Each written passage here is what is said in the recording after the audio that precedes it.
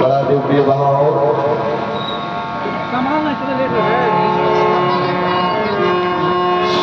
स्वयं भूमनो अरु सतरूपा जिनते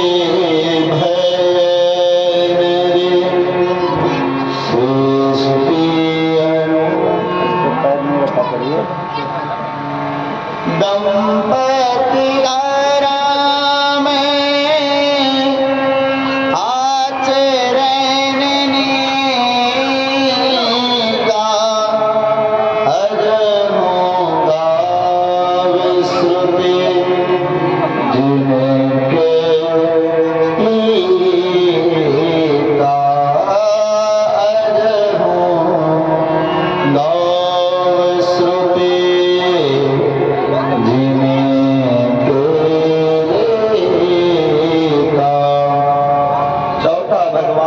अवतार का कारण क्या रहा कि भगवान स्वयं मनो और मां शत्रुपा जो मानवीय सृष्टि के आदि रचना माने गए हैं। ब्रह्मा जी के द्वारा जब मानवीय सृष्टि प्रारंभ हुई तो उस मानवीय सृष्टि में सबसे पहले मानव भगवान मनु थे। हम लोग मनु जी के संतान हैं, इसलिए हम लोगों को क्या कहा जाता है? मनुष्य। तो भगवान मनु और मां शत्रुपा जिनते भय नर सृष्टि अनुपा। गोस्वामी जी कहते हैं कि जिन भगवान मनु और मां शत्रुपा के कारण नर सृष्टि हुई। मनुष्य की सृष्टि इन्हीं महापुरुषों के द्वारा हुआ। तो दंपति धर्म आचरण का अजमोगा विश्रुति जिनके का। नारायण ये दोनों दंपति बड़े धार्मिक थे। दंपति धर्म आचरण नीका, इनका आचरण भी नीक मतलब बहुत अच्छा था।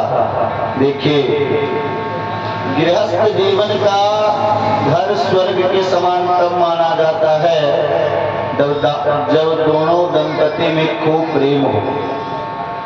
दाम्पत्य गृहस्थ धर्म की शोभा पति पत्नी दोनों के द्वारा है। एक जो सदगृहस्थ है उनकी अगर पत्नी बढ़िया है तो घर में स्वर्ग का निर्माण हो जाता है। जीवन में घर में कितना भी अभाव हो, लेकिन यदि पत्नी सद्गुणशालिनी हो, पति व्रत पारायणा हो, महाराज जो भगवान में जिसकी श्रद्धा हो, अपने पति और परिवार के प्रति श्रद्धा हो, तो घर को बहुत अभाव रहने के बाद भी घर का निर्माण स्वर्ग के समान कर देती है। लेकिन घर में किसी पदार्थ की कमी नहीं है। और अगर पति पत्नी में प्रेम नहीं है तो महाराज स्वर्ग के समान घर भी नरक की तरह लगने लगता है। तो दंपति धर्म आचरण नीका, ये दोनों दंपति बहुत धार्मिक थे, जिनके धर्म की चर्चा आज भी श्रुति मतलब वेद महारानी करती हैं। भगवान वेद इनके कभी भी गान का करते हुए कभी थकते नहीं, कभी अघाते नहीं। ऐसे भगवान मनु के जीवन में कोई कमी नहीं था। इनके पुत्र प्रियव्रत हुए और उत्तानपाद के पुत्र हुए ध्रुव जी, जिनकी भागवत में कथा आती है भक्तराज ध्रुव की, जो 5 वर्ष की अवस्था में ही भगवान को प्राप्त कर लिए। इतने बड़े भक्त थे ध्रुव जी, और आज भी ध्रुव तारा के माध्यम से महाराज अपने यश का विस्तार कर रहे हैं। तो बेटे का बेटा तो भगवान का भक्त ही हुआ, लेकिन इनके 3 बेटियां थी, आकुति, देवहूति और प्रसूति। जो हम लोग माँ सती की कथा को श्रवण किए, सती जी को जो भगवान राम के चरित्र में संदेह हुआ था वो इनकी अपनी नतनी लगती थी, क्योंकि माँ प्रसूति ही माँ सती की माँ थी, जिनका विवाह प्रजापति दक्ष के साथ में हुआ था, और उन्हीं की सबसे छोटी कन्या माँ सती थी, जिनकी कथा हम लोगों ने श्रवण किया। और सुनिए, बेटी तो भगवान शिव से ब्याही गई, लेकिन जो बेटी का एक बेटा हुए वो भगवान कपिल हुए। बोलिए कपिल भगवान की। कपिल जी कैसे हैं कि आदि देव प्रभु दीन दयाला, और जठरे धर्यो जेहि कपिल कृपाला। कपिल भगवान जो आज भी गंगा सागर में, आप जब जाएंगे गंगा सागर तो वहाँ कपिल मुनि का आश्रम बना हुआ है गंगा जी के तट पर, जिन्होंने दुनिया को सांख्य शास्त्र का उपदेश किया। भारतवर्ष में 6 शास्त्र हैं, उसमें से सांख्य शास्त्र के आचार्य किसको माना गया? भगवान कपिल को। और महाराज न्याय दर्शन जो पहला शास्त्र है उसका क्या नाम है? न्याय दर्शन। इसके आचार्य गौतम मुनि हैं। गौतम जी की भी चर्चा राम कथा में है, हम लोग कल श्रवण करेंगे अहिल्योद्धार प्रसंग में। गौतम की पत्नी माँ अहिल्या है। तो न्याय के आचार्य कौन हुए? गौतम मुनि। वैशेषिक दूसरा शास्त्र है वैशेषिक शास्त्र, उसके आचार्य हैं ऋषि कणाद। कणाद ऋषि के द्वारा कहा गया। और तीसरा शास्त्र योग दर्शन। योग दर्शन जिसके आचार्य महर्षि पतंजलि। पतंजलि मतलब ये नहीं बाबा रामदेव, मतलब कात्यायन आदि जो 3 महापुरुष हुए हैं, महर्षि कात्यायन उसमें एक पतंजलि है। पाणिनि, कात्यायन और पतंजलि, तो महाभाष्यकार भी महाराज पतंजलि को माना जाता है। योग शास्त्र के आचार्य कौन है? महर्षि पतंजलि। और चौथा जो शास्त्र है सांख्य शास्त्र, जिसके आचार्य भगवान कपिल हैं। 5वां शास्त्र है मीमांसा। मीमांसा शास्त्र के आचार्य जैमिनी मुनि को माना गया। और छठा जो है वेदांत दर्शन, इसके आचार्य स्वतः भगवान व्यास हैं। तो यहाँ पर गोस्वामी जी महाराज कहते कि आदिदेव प्रभु दीन दयाला, जठर धरो जे कपिल कृपाला। जो आदिदेव भगवान कपिल के रूप में आए, मनु जी के जीवन में कोई अभाव नहीं है। स्वतः इस भूमंडल के सम्राट हैं, चक्रवर्ती सम्राट, और बेटे दोनों सम्राट के पद पर विस्मित हैं। और जो 3 बेटियां हैं, एक का विवाह रुचित प्रजापति के साथ में हुआ, दूसरे का विवाह महाराज जो है माँ देवहूति का विवाह करदम ऋषि के साथ में हुआ, और जो छोटी कन्या थी प्रजापति दक्ष के साथ में ब्याही गई। दामाद लोग भी बहुत अच्छे पद पर हैं, इनके जीवन में कभी किसी वस्तु पदार्थ की कमी नहीं है, फिर भी बड़े उदास रहते हैं मनु भगवान। किसी ने मनु जी को पूछा कि मनु जी आपको जीवन में क्या नहीं मिला जो आप इतने उदास हो, इतने दुखी हो? तो मनु जी ने कहा कि भांति भांति भोग मिले, अंग हूँ आरोग्य मिले, सुख के संजोग मिले, जीवन की बाटी में धन और धाम मिले, पूर्ण मन काम मिले, और राम ना मिले तो सब काम मिले माटी में। जीवन में सब कुछ मिला, लेकिन जिसके लिए जीवन मिला वो आज तक नहीं मिला। अरे जिंदगी में जिंदगी का राज पाना चाहिए, और जिंदगी में जिंदगी को मुस्कुराना चाहिए, और जिंदगी में यदि जिंदगी की शर्त पूरी ना हो तो ऐसी जिंदगी से रूठ जाना चाहिए। भगवान मनु ने कहा कि सब कुछ मिला, लेकिन जिसके लिए जीवन मिला वो आज तक नहीं मिला। देखिए, जीवन में बहुत धन कमा लेना, बहुत पद प्रतिष्ठा की प्राप्ति कर लेना, समाज में बहुत जस की प्राप्ति कर लेना, ये जीवन की सर्वोत्कृष्ट उपलब्धि नहीं है। जीवन की सर्वोत्कृष्ट उपलब्धि है भगवान की भक्ति। तो यहाँ पर भगवान मनु कहते हैं कि भैया सब कुछ मिला, लेकिन जिसके लिए जीवन मिला वो आज तक नहीं मिला। और हमको तो लगता है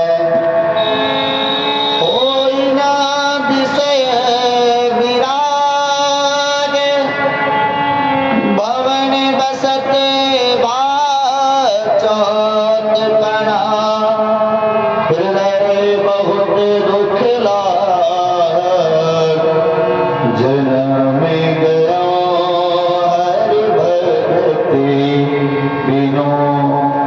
भवन में वास करते करते विषय का उपभोग करते करते कभी वैराग्य मिलने वाला नहीं है। और अब मेरा चतुर्थपन आ गया, इसीलिए अब लगता है हमको सब कुछ छोड़ करके घर से बाहर जाना पड़ेगा, क्योंकि हरि नहीं मिले तो जीवन में कुछ भी नहीं मिला। हरि किसे कहा जाता है?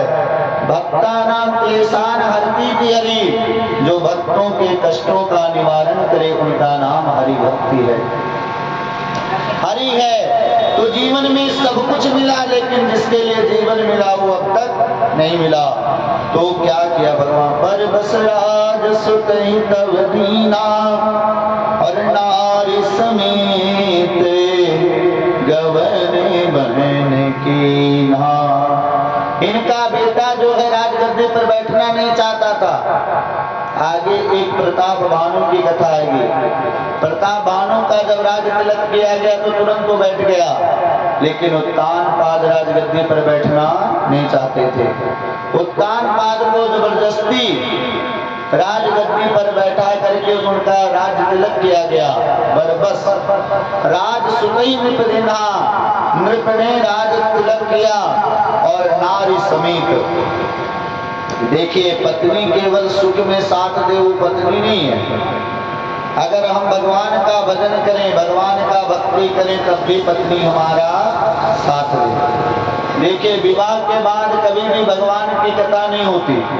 जब होती है तब काम कथा, पति पत्नी मिलते हैं। लेकिन जब हम लोग सदगृहस्थ धर्म में प्रवेश करें और कभी हम लोगों को पति पत्नी को एकांत में बैठने का अवसर मिले तो काम कथा नहीं कहते, आप राम कथा कहें। राम कथा कहेंगे तो आपका कल्याण होगा। तो यहाँ पर जब भगवान मनु जाने लगे वन की ओर तो नारी समेत गवन वन कीन्हा, साथ में माँ शत्रुपा भी गई भगवान के भक्ति के लिए। ये आवाज बहुत ज्यादा हो गया।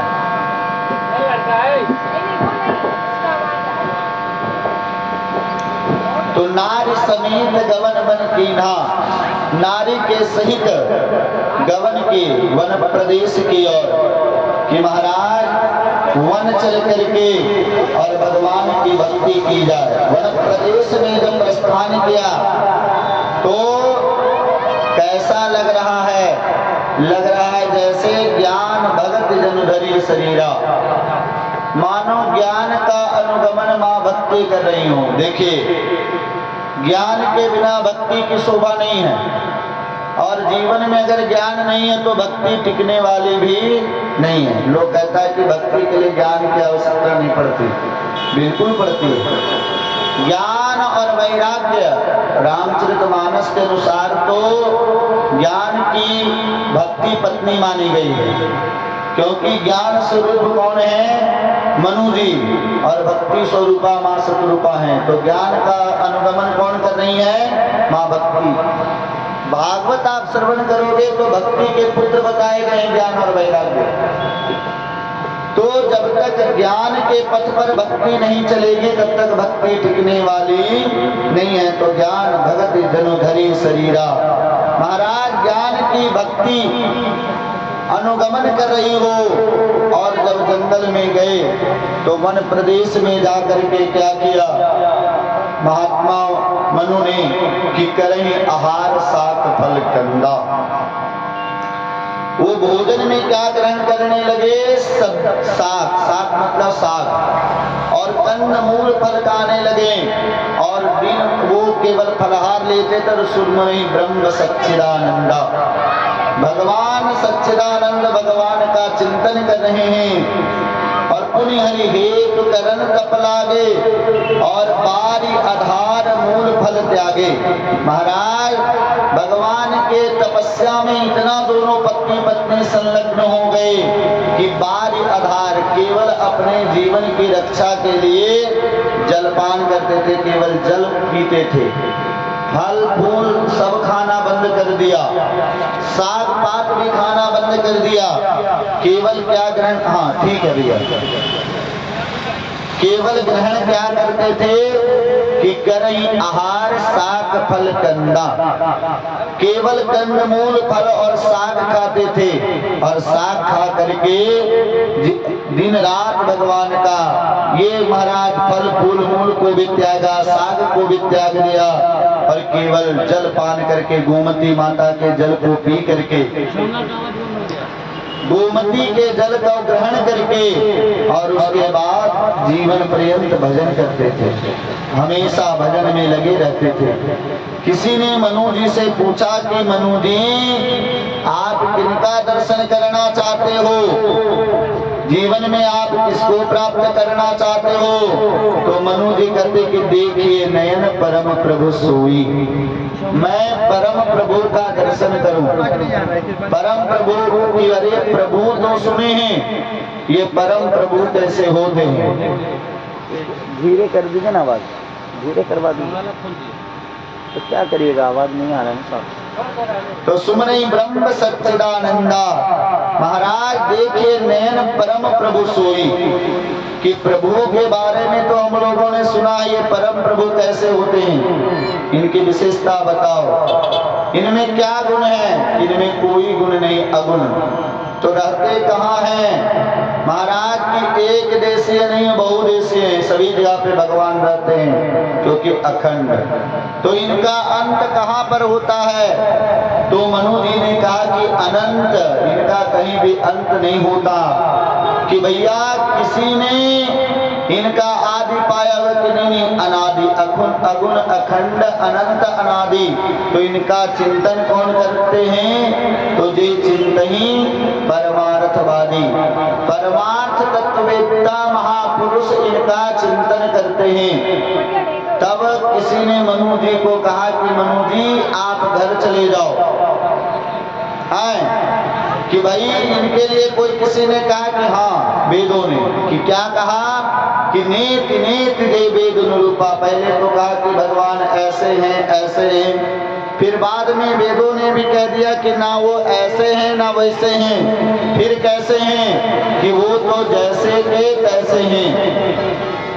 क्योंकि भगवान वेद भी जब इनका वर्णन करते कहते नीति नीति जय वेद निरूपा, तो क्या इनको आनंद कहाँ से मिलता है? तो मनु जी ने कहा कि इनको किसी से आनंद नहीं मिलता, बल्कि इन्हीं से सबको आनंद मिलता है, क्योंकि तो निजानंद निरुपाधि अनुपा, दुनिया को आनंद यही देने वाले हैं। अब महाराज एक बार आकाशवाणी हुई, मनु जी तपस्या कर रहे थे, बहुत समय जब इनका तपस्या का निकल गया तब आकाशवाणी हुई। आकाशवाणी ने कहा कि मांग मांगो बर भय न भवानी। आकाशवाणी ने कहा मनु जी आप वरदान मांगो, वरदान मांगो, आपको क्या चाहिए? मनु जी बोले हमें कुछ नहीं चाहिए। क्यों? कि प्रभु आप तो अंतर्यामी हो, और अंतर्यामी उसे कहा जाता है जो हमारे अंतर की अभिलाषा को जान ले। और मेरे अंतर में तो निरंतर एक यही अभिलाषा है कि आपका मैं दर्शन करूं। आप दिखाई तो पड़ नहीं रहे हो, कहीं से आपका आवाज कान में आ रहा है कि मांगो मांगो। तो भगवान आकाशवाणी ने कहा कि मनु मैं विवश हूं, कि प्रभु आपको किसने विवश कर दिया नहीं दर्शन देने के लिए? कि तुम ही तो थे कि अगुण अखंड अनंत अनादि। एक तरफ तो तुम हमको निर्गुण निराकार ब्रह्म बोल रहे हो, तो निर्गुण निराकार का नेत्रों के द्वारा दर्शन नहीं होता, क्योंकि नेत्र के द्वारा दर्शन होता है सगुण साकार का। आंख के द्वारा हम किस भगवान को देख सकते हैं? राम कृष्ण को देख सकते हैं, माता रानी का दर्शन कर सकते हैं, भगवान शिव हनुमान का दर्शन कर सकते हैं। लेकिन कोई निराकार ब्रह्म को के आंख से देखने का आप उनको देख सकते हैं क्या? निराकार मतलब जिसका कोई आकार ही नहीं है, तो उसको नेत्रों के द्वारा कहाँ देखा जा सकता है। इसलिए मनु मैं विवश हूँ कि प्रभु विवश किसने किया आपको, कि तुम ही तो हमको विवश किए हो। एक तरफ तुम हमको निर्गुण निराकार ब्रह्म कहते हो, दूसरी तरफ कहते हो कि हमको दर्शन दें, तो निर्गुण निराकार का दर्शन कैसे होगा। तो मनु जी ने कहा कि प्रभु आपने जो इतने भक्तों को दर्शन दिया, क्या वो कथाएं झूठी है कि नहीं, वो भी कथाएं झूठी नहीं, वो भी सही है कि प्रभु जब आप एक तरफ निर्गुण निराकार हो और दूसरे के लिए जब सगुण साकार हो करके दर्शन देते तो हमारे लिए कौन सी कठिनाई है। तब भगवान ने कहा कि देखो मनु, रूप भक्त बनाता है वन में जाता हूँ, जल कहता मेरा कोई आकार नहीं, लेकिन उसी जल को किसी पात्र में डाल करके अगर उसे फ्रिज में रख दिया जाए तो आकार को ग्रहण कर लेता है। तो रूप भक्त बनाता है वन में जाता हूँ कि प्रभु हमसे गलती हो गई, अगर हम आपको रूप बता दे तब तो तुरंत प्रकट हो जाएंगे। मनु जी कहते जो स्वरूप बस शिव मन माई, हे प्रभु जिस स्वरूप से आप भगवान शिव जी के मन मंदिर में निवास करते हो, और जो भुसुंडी मन मानस हंसा, जिस स्वरूप से आप काग भुसुंडी जी के मन मानस में निवास करते हो, सो देखई हम स्वरूप बरिलोचन, कृपा करो प्रणतारति मोचन। उसी रूप का मैं दर्शन करूं, आप हमें प्रभु दर्शन दीजिए। और जैसे ही भक्त ने रूप प्रस्तुत किया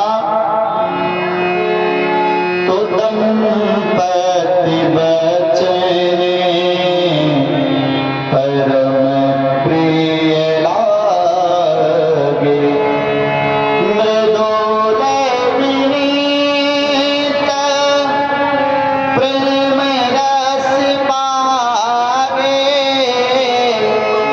मृदुल विनीत प्रेम रस पागे, भगत बचले प्रभु कृपा निधाना, विश्ववासी प्रगटे भगवाना। जैसे ही रूप को प्रस्तुत किया मनु जी ने, भगवान तुरंत प्रकट हो गए और भगवान नीलांबुजस्यामल कोमलांगम, नील सरोरु नीलमणि नील नीरधर श्याम, और लागे तन शोभा निरखी कोटि कोटि सतकाम। भगवान नीलांबुजस्यामल कोमलांगम, भगवान नील आकाश जिस प्रकार से नीला है उस प्रकार से नीले शरीर को ग्रहण करके अवतरित हुए। भगवान के शरीर के ऊपर नीलांबर पीतांबर सुशोभित हो रहा है।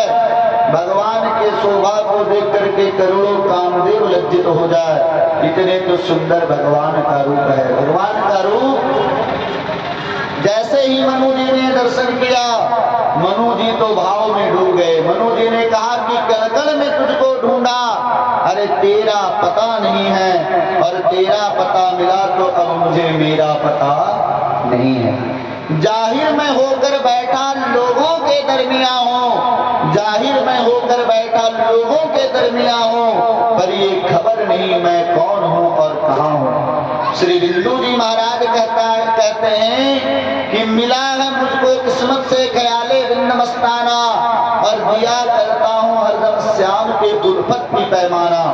और मजा है बेखुदी में ये कि मैं दुनिया में हूँ, लेकिन ना मैंने दुनिया को जाना ना दुनिया ने मुझे जाना। भगवान का जब दर्शन किए तो मनु जी भाव समाधि में डूब गए। अब मनु जी कुछ भी बोल नहीं पा रहे हैं, भगवान का केवल एकटक होकर के दर्शन कर रहे हैं। तो भगवान ने कहा कि मनु तुम वरदान मांगो, क्या चाहिए। भगवान ने कहा कि मनु जो तुम चाहते हो मांग लो, कि प्रभु हमें संकोच हो रहा आपको देख करके मांगने में। तो भगवान ने कहा कि सकुच विहाय मांग मोही, तुम संकोच को छोड़ करके हमसे मांग लो, तुम्हें क्या चाहिए। कि प्रभु आप दे दोगे जो मैं मांगूंगा, कि बिल्कुल दूंगा। दूंगा, क्योंकि मोरे नहीं अधिक छुपोई। तुम जो मांगोगे, तुम जो मांगोगे मनु मैं वो तुम्हें दूंगा, तुम उसके लिए चिंता मत करो। जो भी पदार्थ तुम्हें चाहिए तुम्हें तुरंत प्राप्त हो जाएगा, तुम मांगो तुम्हें क्या चाहिए। मनु जी ने कहा कि प्रभु हमें आपसे कुछ नहीं चाहिए, हम तो आपसे आपको ही मांग रहा हूँ। तो भगवान ने कहा कि वही मैं कह रहा हूँ, वही मतलब तुम जो चाहोगे मैं तुम्हें यो दूंगा। तो मनु जी ने कहा कि प्रभु तुम दे दोगे कि बिल्कुल दूंगा, क्योंकि मोरे नहीं अधिक छुपोई। अब मनु जी मांग रहे हैं, इसका तार कहीं सट रहा है इसीलिए दान शिरोमणि कृपा निधि नाथ कहो सति भाव, हर चाहो तुम ही समान सुता, प्रभु सैनिक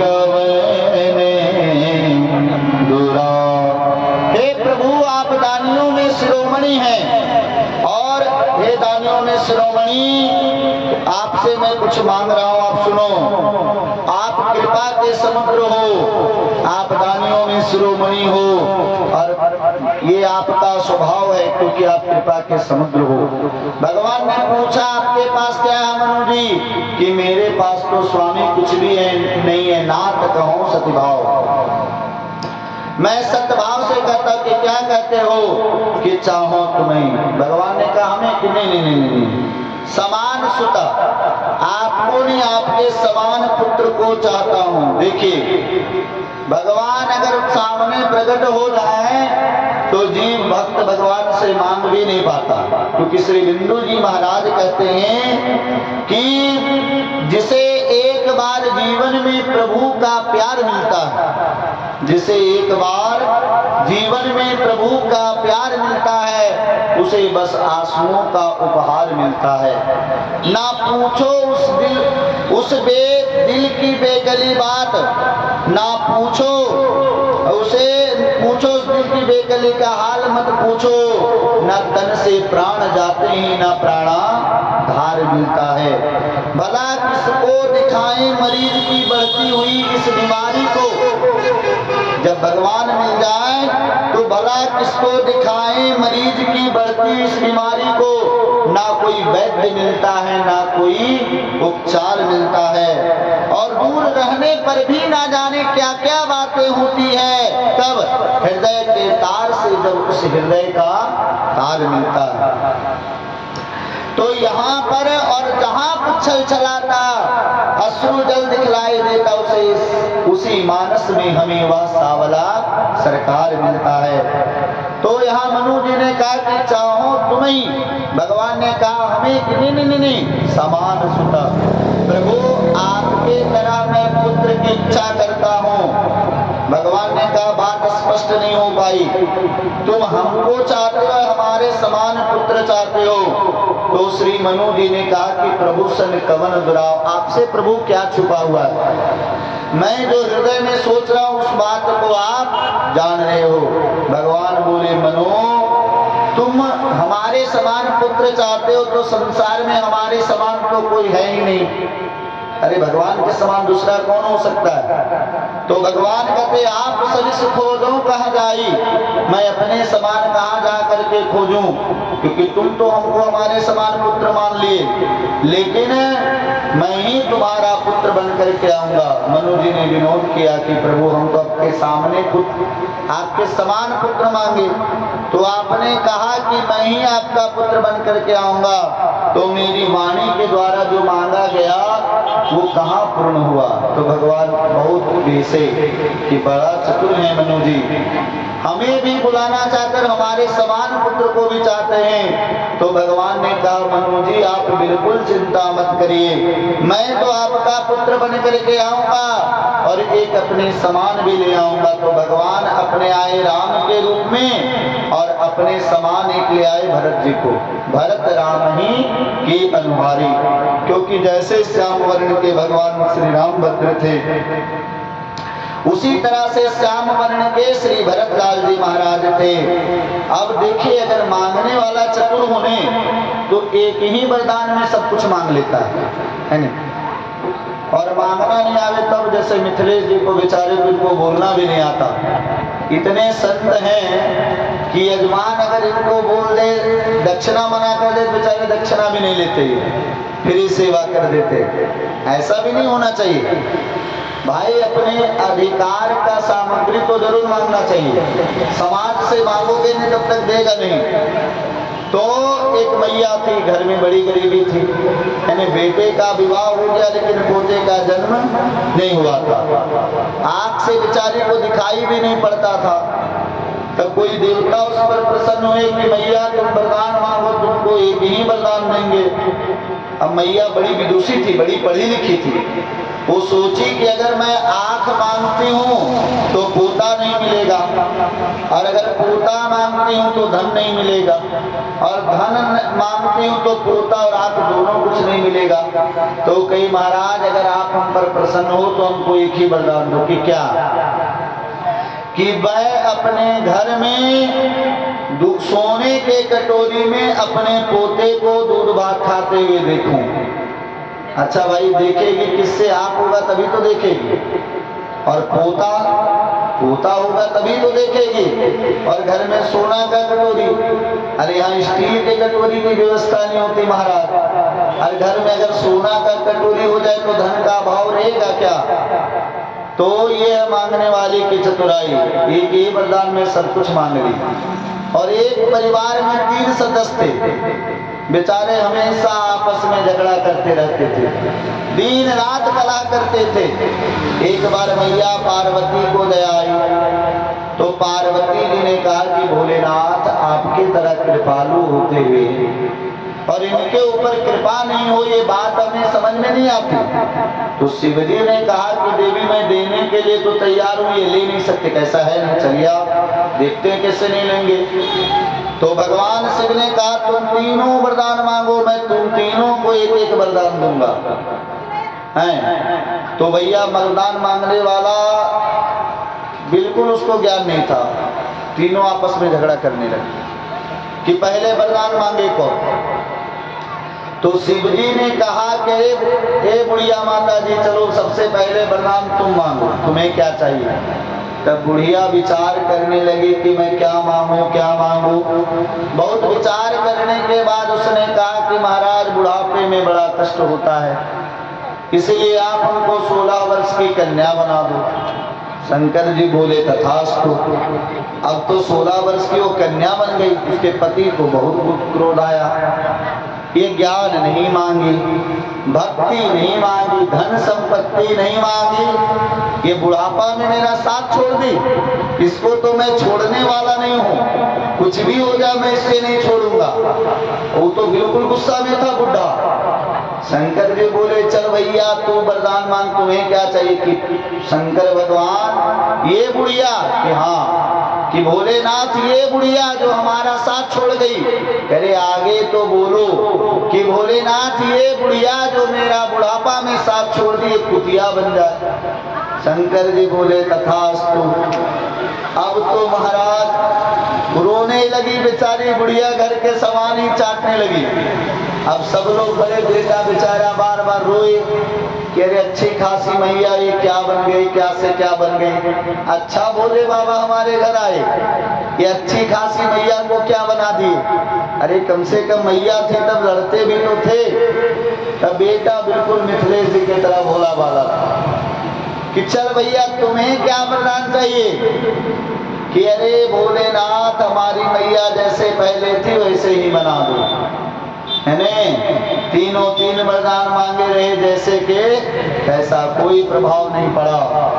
तो देखिए अगर समाज में आप किसी कार्य को कर रहे हैं तो उसका उत्तरदायित्व आपका होता है। और कार्य करने के लिए व्यक्ति को साम दाम दंड भेद ये चारों प्रकार के नीतियों को अपनाना पड़ता है। तो यहाँ पर मनु जी ने कहा कि मां शत्रुपा बोली कि प्रभु आप अगर राजा का बेटा बनिएगा तो मां बनने का सौभाग्य हमें ही मिले, कहीं ऐसा नहीं कि किसी दूसरे के साथ में इनका विवाह करा दो, कि नहीं नहीं मैया, अरे माँ तो तुम ही बनोगी। कि अगर प्रभु अगर हम माँ बनेंगे तो आपने क्या कहा कि देवी मांग बर जो रुचि तोरे, आपने हमको देवी कहा। पर अगर राजा को आपने बेटा होने का अगर वरदान दिया तो हमको आप देवी नहीं कहते। तो भगवान का अच्छा मैया मैं अपना गलती को सुधार लेता हूँ। तो भगवान जब दोबारा विचार किए और जब दोबारा उच्चारण किए माँ शत्रुपा के प्रति, उन्होंने कहा माँ तु विवेक अलौकिक तोरे, कबहु न मिटहि अनुग्रह मोरे। दोबारा उनको देवी नहीं कहा, माता कहा कि हे माँ तुम्हारे अंदर बहुत अलौकिक ज्ञान होगा। अब मैया शत्रुपा ने वरदान मांगा कि जो आपके भक्ति को ज्ञान मिलता है, जो उनको महाराज आप में श्रद्धा रहता है, उसी प्रकार से हमको ज्ञान मिले, वैराग्य मिले। कि ठीक है मैया, तथा अस्तु। तब मनु जी ने सुना कि महारानी तो हमसे 2 कदम आगे निकल गई, हम तो केवल बेटा बनने का वरदान मांगे, ये तो कहीं ज्ञान दो, वैराग्य दो। तब के प्रभु रुके रुके एक वरदान हमको और चाहिए। क्या अब क्या चाहिए? तो कि प्रभु सुत विषय तब पद रत हो, मोहि बड़ मोड़ कहे किनको, प्रभु मैं आपको बेटा मानूं लेकिन प्रेम आपके चरणों में हो। भगवान ने कहा कि दुनिया के लोग क्या कहेंगे, बाप बेटा के चरण में प्रेम करे, अरे बेटा पिता के चरण में प्रेम करेगा। कि मोहि बड़ मूड़ कहे तुमको, प्रभु हमें इसका कोई परवाह नहीं कि संसार के लोग हमें क्या कहेंगे। देखिए बात यहाँ पे समझदारी का नहीं है, श्रद्धा का। आप अगर कुत्ते को रोटी डालते हैं तो पशु भी जानता है कि अनित पशु पक्षियों जाना। कुत्ता को भी पता होता है, जैसे आप रोटी डालिए तब कुत्ता पहले क्या करेगा, दुम हिलाएगा, एक पैर पे रोटी रखेगा, दूसरे पैर धीरे धीरे मुंह से तोड़ के खाएगा, है न? क्योंकि कुत्ता भी जानता है ये ईमानदारी की रोटी है। और कहीं कुत्ता आपके घर से रोटी चुरावे तो दुम हिलाएगा नहीं, दुम दबाएगा, और 4 मकान के पीछे जा करके रोटी खाएगा। क्योंकि कुत्ता भी जानता है ये बेईमानी की रोटी है और वो ईमानदारी की थी। तो क्या मनुष्य नहीं जानता कि ये कौन सा कार्य करेंगे जिससे भगवान प्रसन्न होंगे?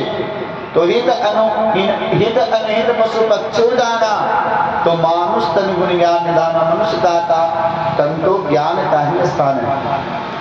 मनु जी ने कहा कि प्रभु हमको संसार के लोग क्या कहेंगे इसे हमें तनिक भी परवाह नहीं है, हमारा तो प्रेम आपके चरणों में होना चाहिए।